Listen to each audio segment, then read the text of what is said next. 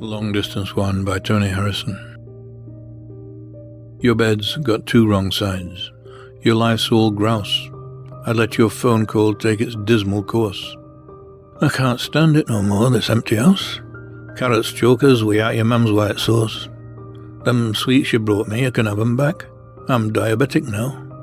Got all the facts. The diabetes comes hard on the track of 2 coronaries and cataracts.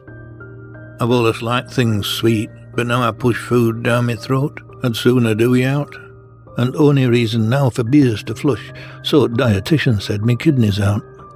When I come round, they'll be laid out, the sweets. Lifesavers, my father's New World treats.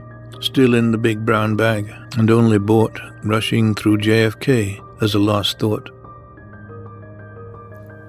Tony Harrison, born 1937, is an English poet from Leeds. Born into a working-class family, he gained scholarships to Leeds Grammar School and subsequently studied classics at Leeds University.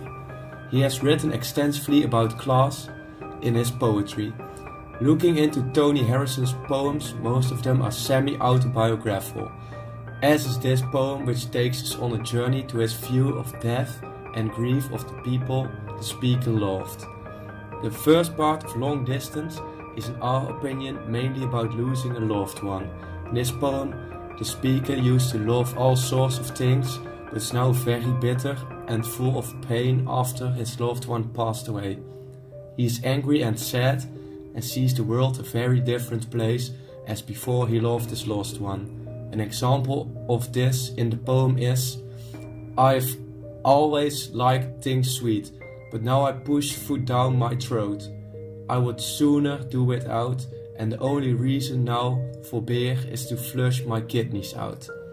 In our opinion, this part is where you can see the speaker is in pain. Because, for example, in the poem, he went from loving to eat to forcing himself to eat.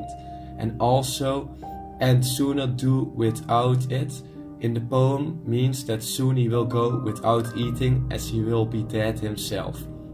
We thought this was a very emotional, sad poem to read, and the subject is very close to not only us, but to a lot of other people as well, because many people have lost a loved one. Long Distance 2 by Tony Harrison. Though my mother was already 2 years dead, Dad kept her slippers warming by the gas, put hot water bottles her side of the bed, and still went to renew her transport pass. You couldn't just drop in. You had to phone. He'd put you off an hour to give him time to clear away her things and look alone, as though his still raw love were such a crime. He couldn't risk my blight or disbelief, though sure that very soon he'd hear her key scrape in the rusted lock and end his grief. He knew she'd just popped out to get the tea. I believe life ends in death, and that is all. You haven't both gone shopping. Just the same, in my new black leather phone book, there's your name and the disconnected number I still call.